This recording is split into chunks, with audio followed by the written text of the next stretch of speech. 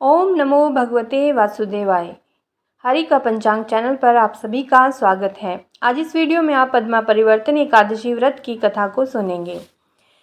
युधिष्ठिर ने पूछा, केशव कृपया यह बताइए कि भाद्रपद मास के शुक्ल पक्ष में जो एकादशी होती है उसका क्या नाम है, उसके देवता कौन है और कैसी विधि है। भगवान श्री कृष्ण बोले, राजन, इस विषय में मैं तुम्हें आश्चर्यजनक कथा सुनाता हूँ जिसे ब्रह्मा जी ने महात्मा नारद से कहा था। नारद जी ने पूछा, चतुर्मुख, आपको नमस्कार है। मैं भगवान विष्णु की आराधना के लिए आपके मुख से यह सुनना चाहता हूँ कि भाद्रपद मास के शुक्ल पक्ष में कौन सी एकादशी होती है। ब्रह्मा जी ने कहा, मुनिश्रेष्ठ, तुमने बहुत उत्तम बात पूछी है। क्यों ना हो, वैष्णव जो ठहरे। भादो के शुक्ल पक्ष की एकादशी पद्मा के नाम से विख्यात है। उस दिन भगवान ऋषिकेश की पूजा होती है। यह उत्तम व्रत अवश्य करने योग्य है। सूर्यवंश में मांधाता नामक एक चक्रवर्ती, सत्य प्रतीक और प्रतापी राजा थे। वे अपने और पुत्रों की भांति धर्मपूर्वक प्रजा का पालन किया करते थे। उनके राज्य में अकाल नहीं पड़ता था, मानसिक चिंताएं नहीं सताती थी और व्याधियों का प्रकोप भी नहीं होता था।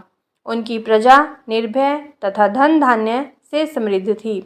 महाराज के कोष में केवल न्याय उपार्जित धन का ही संग्रह था। उनके राज्य में समस्त वर्णों और आश्रमों के लोग अपने अपने धर्म में लगे रहते थे। मांधाता के राज्य की भूमि कामधेनु के समान फल देने वाली थी। उनके राज्य काल में प्रजा को बहुत सुख प्राप्त होता था।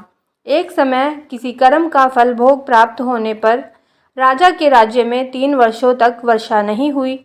इससे उनकी प्रजा भूख से पीड़ित होकर नष्ट होने लगी। तब संपूर्ण प्रजा ने महाराज के पास आकर इस प्रकार कहा।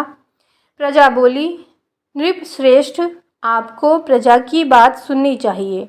पुराणों में मनीषी पुरुषों ने जल को नार कहा है। वह नार ही भगवान का अयन है, इसीलिए वे नारायण कहलाते हैं। नारायण स्वरूप भगवान विष्णु सर्वत्र व्यापक रूप में विराजमान हैं। वे ही मेघ स्वरूप होकर वर्षा करते हैं। वर्षा से अन्न पैदा होता है और अन्न से प्रजा जीवन धारण करती है।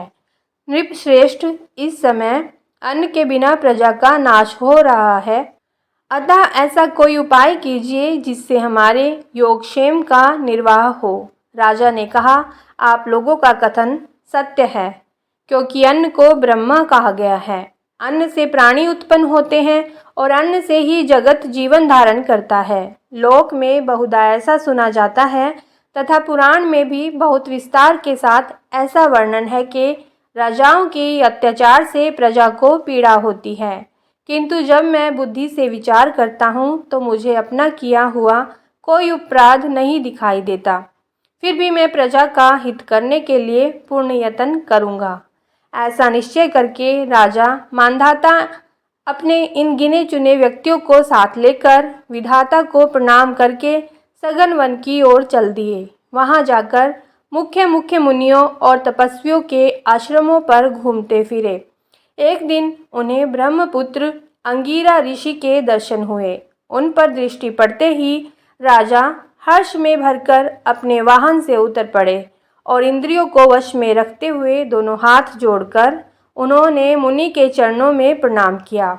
मुनि ने भी स्वस्ति कहकर राजा का अभिनंदन किया और उनके राज्य के 7 अंगों की कुशलता पूछी।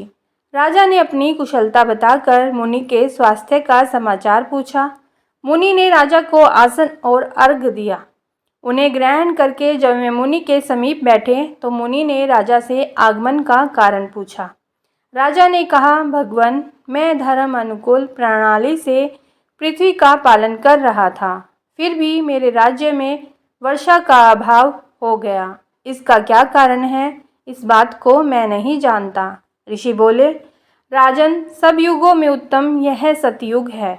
इसमें सब लोग परमात्मा के चिंतन में लगे रहते हैं तथा इस समय धर्म अपने चारों चरणों से युक्त होता है। इस युग में केवल ब्राह्मण ही तपस्वी होते हैं, दूसरे लोग नहीं। किंतु महाराज, तुम्हारे राज्य में एक शूद्र तपस्या करता है, इसी कारण मेघ पानी नहीं बरसाते। तुम इसके प्रतिकार का यत्न करो जिससे यह अनावृष्टि का दोष शांत हो जाए।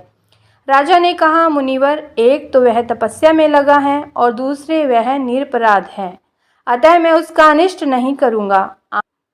आप उक्त दोष को शांत करने वाले किसी धर्म का उपदेश दीजिए। ऋषि बोले, राजन, यदि ऐसी बात है तो एकादशी का व्रत करो।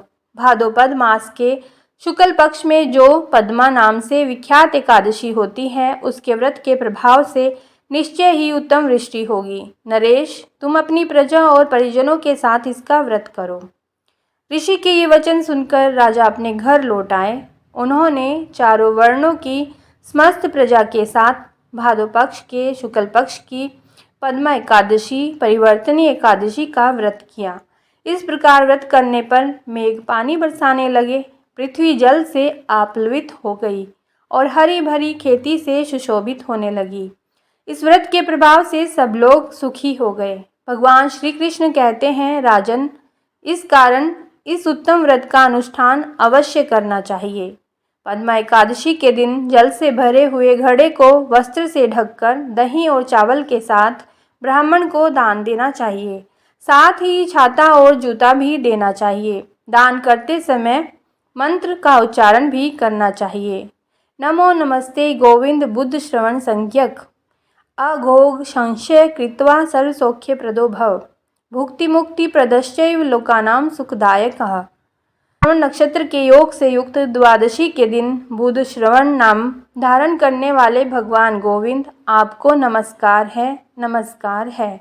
मेरी पाप राशि का नाश करके आप मुझे सब प्रकार के सुख प्रदान करें। आप पुण्यात्मा जनों को भोग और मोक्ष प्रदान करने वाले तथा सुखदायक हैं। राजन, इसके पढ़ने और सुनने से मनुष्य सब पापों से मुक्त हो जाता है। ओम नमो भगवते वासुदेवाय। बोलिए विष्णु महाराज की जय, लक्ष्मी माता की जय। अगर आप सभी को यह वीडियो अच्छी लगी है तो लाइक करके ज़रूर बताइए।